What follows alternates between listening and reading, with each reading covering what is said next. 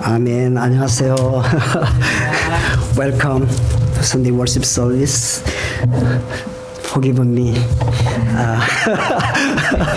my lack of English. 살아계신 하나님이라는 제목으로 제가 준비를 했는데요. 1960년대 초 미국의 많은 이 교수들이 신은 죽었다, 가리즈 데 이러면서 책을 많이 출판한 것이 있었습니다. 그래서 많은 나라에 영향을 끼치고 악영향을 끼쳤죠. 근데 한국에는 70년대, 80년대, 1970년이죠. 이 영향이 나타났는데, 뭐 여러분들이나 저 잘 알듯이 그 당시에 그 프레드릭 니체라는 이 자라투스트라는 이렇게 말했다. 참 잘 아시죠? Thus spoke Zarathustra. 독일어는 제가 찾아보니까 God is the taught 이랬어. 그 당시에는 이 책을 다 들고 다녔어요. 이 대학 다닐 때. 책을 이렇게 하나 가방에는 선데이 서울 집어넣고 다니면서 읽으면서 그 책을 이렇게 들고 다니면서 이렇게 미팅할 때라든가 하면은 꼭 그 책을 빌려다가 자라투스트라는 이렇게 말했다 하면서 이제 무슨 소리인지도 모르고 그런데 하여튼 그때 굉장히 유명했어. 그 말이 뭐냐면 하나님은 죽었다. 이제 그것을 말하는데, 그러나 요즘은 니체는 죽었지만은 하나님은 살아계시다 이렇게 말하고 있는데, 그만큼 이 세상을 볼 때에 사람들이 어떻게 느끼느냐, 하나님이 과연 살아계신가? 돌아가는 거 보면은 하나님 죽은 것 같아. 그래서 어떻게 보면 악인들이 잘 되는 것 같고, 참 믿음으로 살고자 하는 사람 더 어렵고, 우리가 얼마 전에 참 참혹한 아주 끔찍한 소식을 우리가 들었죠.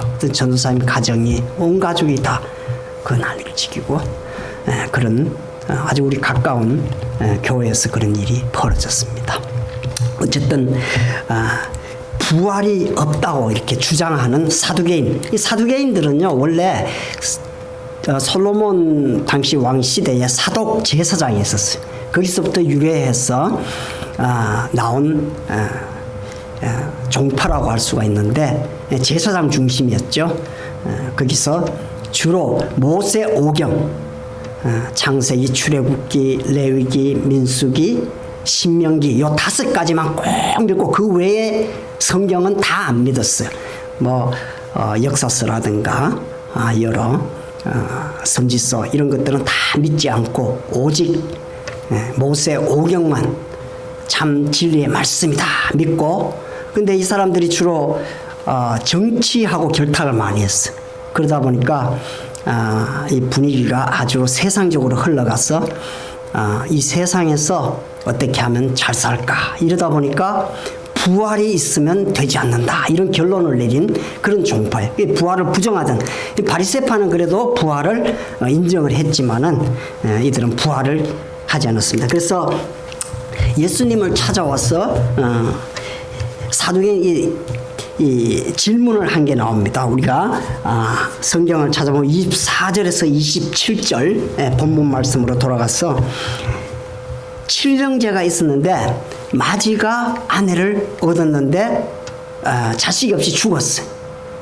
그 다음에 둘째가 또 당시에는 계대 결혼이 이렇게 허용이 됐죠. 왜냐하면 그 후손을 계속 남기기 위해서. 둘째도 자식이 없이 죽었어. 그 또 다음 형수 셋째, 넷째, 7째까지 다 있었는데 죽어버렸다.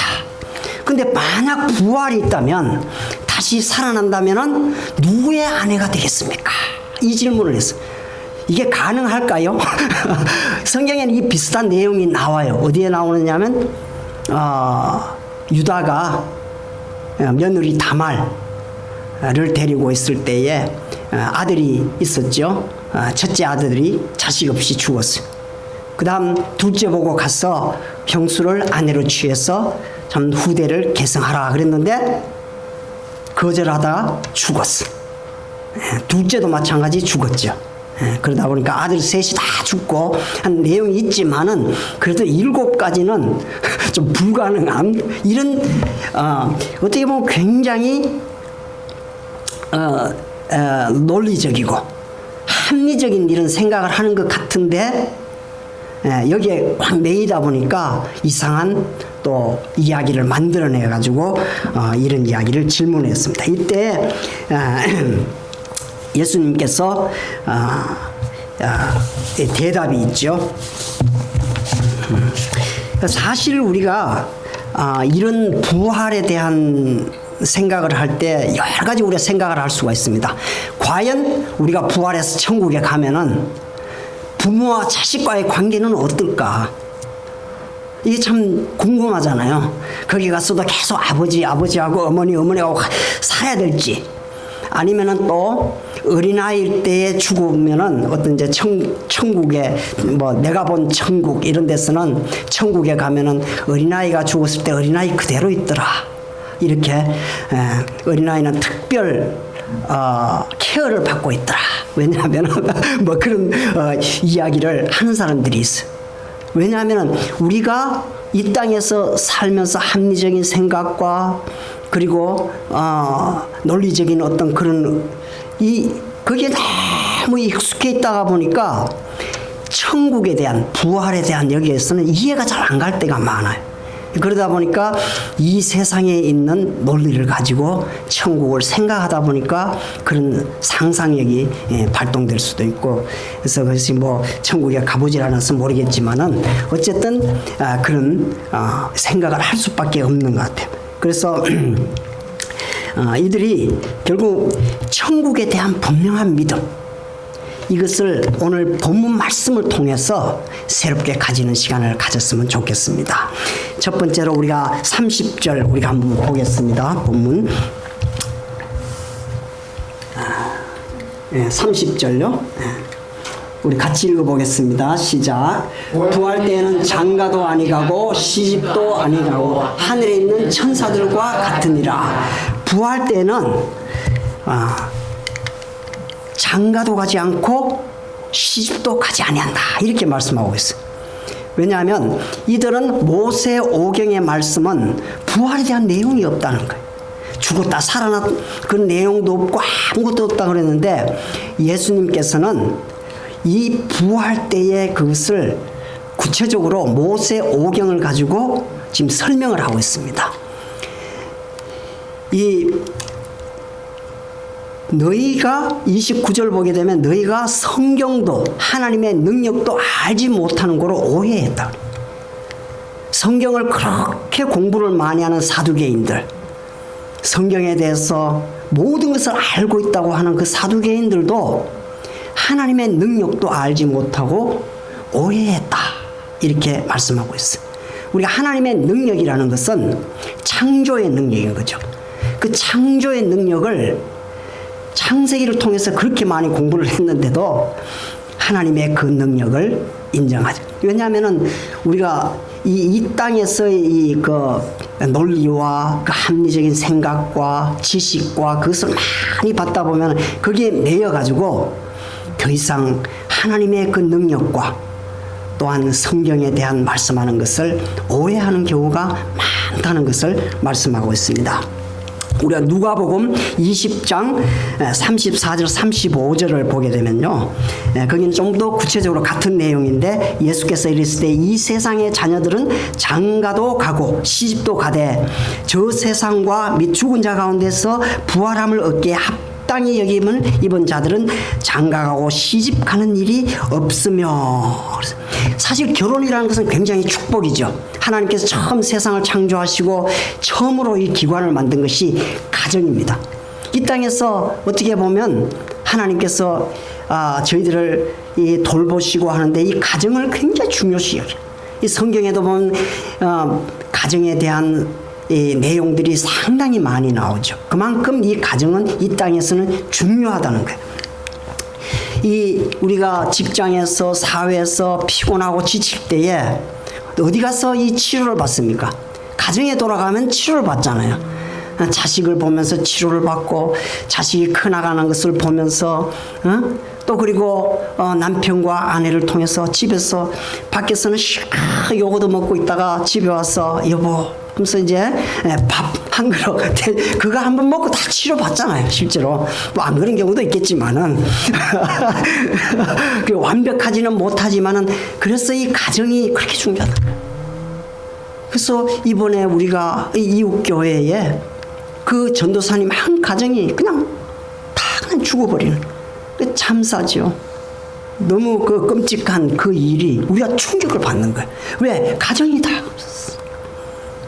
그만큼 가정이 중요하기 때문에 그러면은 부활이 있다 그러면은 이 가정이 파괴가 된다. 그런 생각이 안 가겠어요. 부활이 있으면 애비도 없고 자식도 없고 뭐 니네 다 똑같으니까 그러면은 이 가정이 파괴되기 때문에 결과적으로는 뭐라고요? 부활은 없다. 이렇게 결론을 내리고 나온 것입니다. 그러나 예수님께서는 부활 후의 세계는 우리가 살고 있는 현재의 세상과는 차원이 다르다고 말씀하고 계십니다. 저 세상과 죽은 후에 부활을 얻기에 합당히 여김을 받은 자들은 장가도 가지 않고 시집도 가는 일이 없다고 했습니다. 우리가 죽고 난 후에 부활 때는 결혼 제도 자체가 없는 것이 그만큼 그가 만물을 자기에게 복종케 하실 수 있는 자의 역사로 우리의 낮은 몸을 자기의 영광의 몸의 형체와 같이 병케 하시리라. 우리의 지금 현재 있는 몸은요, 이 땅에서 살면서 가정을 이루고 자식을 낳고 또 기르고 이러면서 서로 위로를 받고 여러 가지 삶의 의미도 느끼면서 이렇게 살아가지만은 그러나 천국에서는 이것이 더 이상 필요가 없다. 그런데 왜 하나님께서 이 땅에서 그러면 그렇게 하셨는가? 그건 저도 모르겠어요. 그러나 이 땅에서는 가정이 그만큼 중요하다. 그래서 이 사두개인들도 그것을 생각하면서 아마도 오해를 하지 않았는가. 그러나 하나님께서는 예수님께서는 이걸 구체적으로 잘 설명을 하십니다. 우리의 현재 있는 이 몸은 천국에 가서는 결혼할 필요가 없다. 이 땅에서의 삶과 이 연장이 된다고 자꾸 생각을 하기 때문에 천국은 그래서 우리가 자꾸 오해를 하고 이 천국에 대한 어떤 소망이 자꾸 사라지는지도 모르겠어요. 너무 이 땅에 매여 있다 보니까 그래서 고린도전서 15장 42절에서 44절 보게 되면요, 죽은 자의 부활도 이와 같으니 썩을 것으로 심고 썩지 아니할 것으로 다시 살며 욕된 것으로 심고 영광스러운 것으로 다시 살며 약한 것으로 심고 강한 것으로 다시 살며 육의 몸으로 심고 신령한 몸으로 다시 사나니 육의 몸이 있은즉 또한 신령한 몸이 있느니라 하고 사도 바울은 선포하고 있습니다. 우리는 이 몸은 썩을 몸이에요. 그래서 이 몸을 가지고 이 땅에 살고 있지만은 이것을 심으면은 뭘로 다시 나는 영광스러운 몸으로 다시 살아나. 그 우리가 이 꽃을 심으면 씨를 심잖아요. 씨를 심으면은 뭐가 납니까? 아름다운 나무가 나고 꽃이 피고 열매가 맺듯이 우리의 육의 몸도 마찬가지로 땅에서 그저 썩으면은 그 몸에서 아름다운 부활의 영광이 그걸 기초로 하나님께서 새로운 몸을 주신다는 그 말씀인 것입니다. 그 이제 이것을 어떻게 우리가 확인할 수 있냐? 고린도 후서 5장 5절을 보게 되면요, 곧 이것을 우리에게 이루게 하시고 보증으로 성령을 우리에게 주신 이는 하나님이시다. 성령을 우리에게 보내주셔서 우리 각자에게 이것을 보증하셨다는 거예요. 이 보증이라는 것은 우리에게 확실하게 이 리튼 컨트레이라고 그러죠. 그것을 써가지고 우리에게 주는 거하고 그보다 더 우리 마음판에다 그냥 새겨 주신 성령으로 우리에게 주신 이것이 바로 우리의 하나님이시다 하는 것이. 로마서 8장 11절에 보게 되면은 예수를 죽은 자 가운데서 살리신 이의 영이 너희 안에 거하시면 그리스도 예수를 죽은 자 가운데서 살리신 이가 너희 안에 거하시는 그 영으로 말미암아 너희 죽을 몸도 살리시리라고 이렇게 말씀하고 있어요. 아멘. 아멘. 이것을 분명하게 우리 성령님께서 우리 속에 있으면서 우리를 살리신다. 이것을 확실히 믿으시기 바랍니다. 그리고 이것을 우리에게 가장 잘 보여주신 것이 실제적으로 마태복음 17장에 나옵니다. 예수님께서 변화산에 올라가셔가지고 저희 앞에서 변형돼서 그 얼굴이 해같이 빛나며 옷이 빛과 같이 휘어졌더라. 예수님의 얼굴이 그동안에 보는 게 그냥 하나님 목수하던 그 30대 청년 그 모습만 보고 맨날 그냥 당하기만 당하고 항상 섬기시고 이런 모습만 보다가 그 변화산에서 예수님의 모습을 봤죠. 거기에 누가 있었습니까? 모세가 있었죠. 엘리야도 있었죠. 그 모습을 보고 그냥 베드로가 너무 황홀해가지고 여기 초막셋을 짓고 여기가 좋겠습니다. 여기서 그냥 우리 삽시다. 더 이상 저 밑으로 내려가지 맙시다. 너무 감동스러워.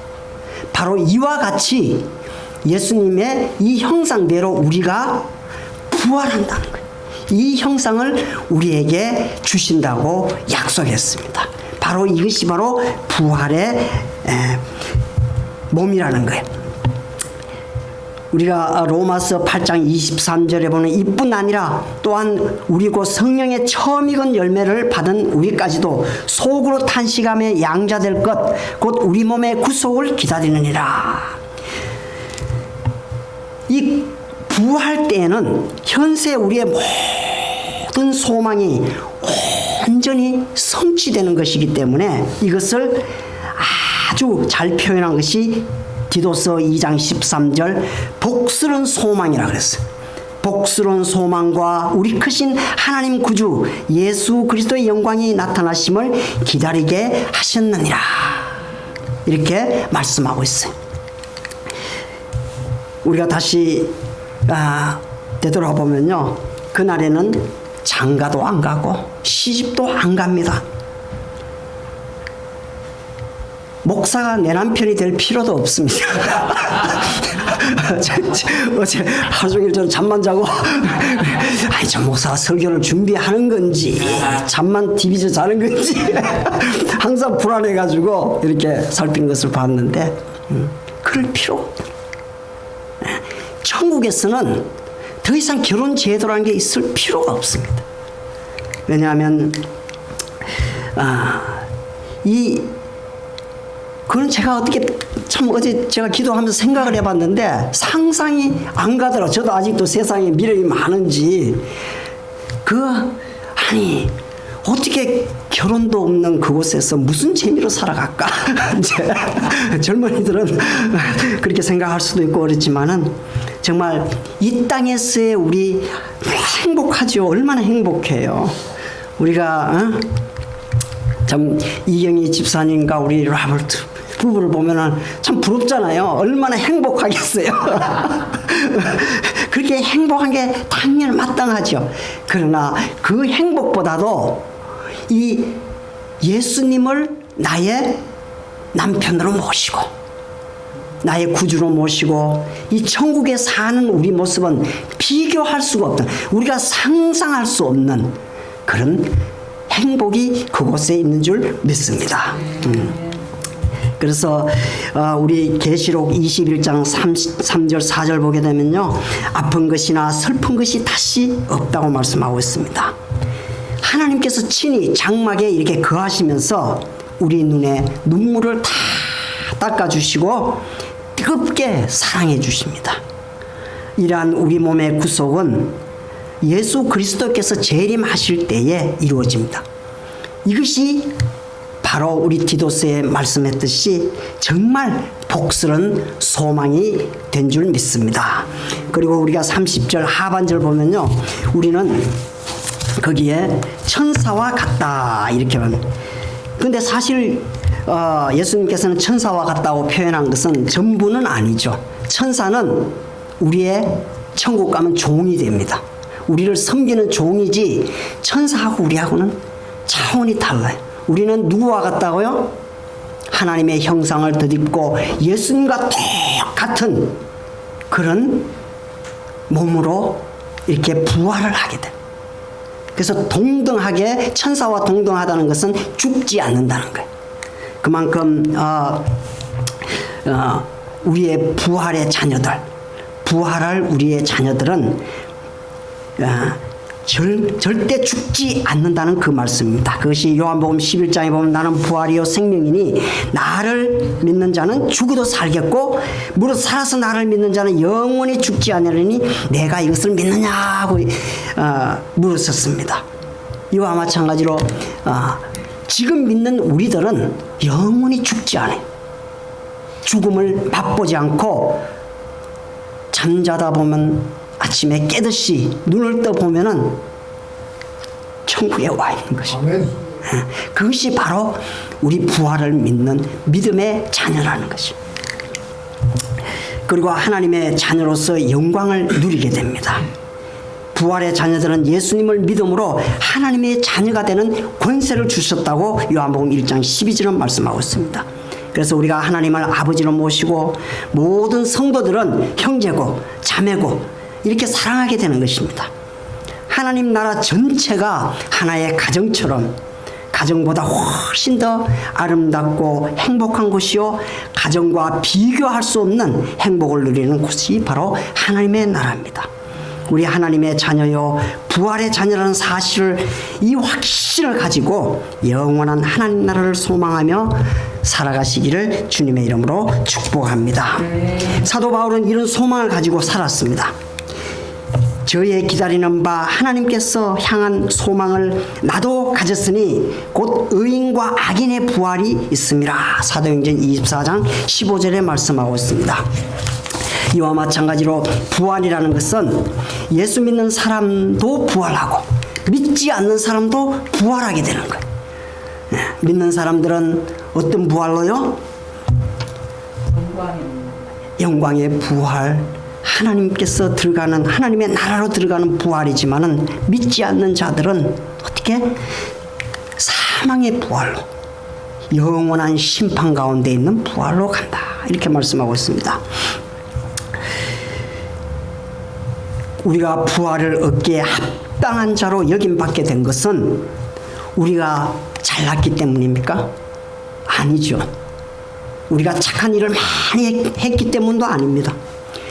우리가 오직 예수님을 믿었기 때문입니다. 아멘. 다른 이유가 없습니다. 성경은 말씀합니다. 내가 진실로 진실로 너희에게 이르노니 내 말을 듣고 또 나 보내신 이를 믿는 자는 영생을 얻었고 심판에 이르지 아니하나니 사망에서 생명으로 옮겼느니라고 요한복음 5장 24절은 말씀하고 있습니다.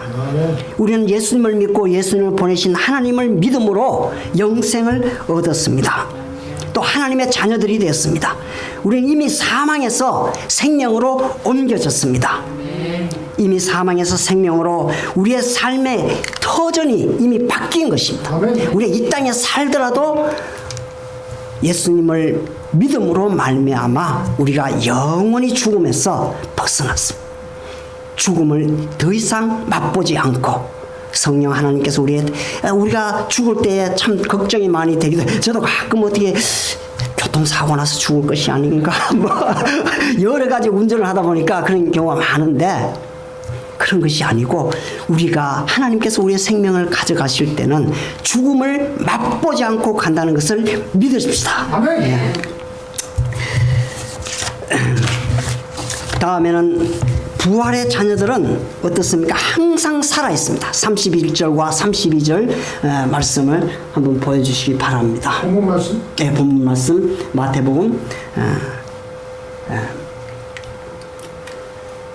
30절 31절 우리 같이 읽겠습니다. 시작. 부활 때는 장가도 아니하고 시집도 아니하고 하늘에 있는 천사들과 같으니라. 죽은 자의 부활을 의미할 텐데 하나님이 너에게 말씀하신 바 32절요. 나는 아브라함의 하나님. 시작. 나는 아브라함의 하나님이요 이삭의 하나님이요 야곱의 하나님이로라 하신 것을 읽어보지 못하였나. 하나님은 죽은 자의 하나님이 아니요 산 자의 하나님이시라 하시니라. 죽은 자의 하나님이 아니라 산 자의 하나님이다.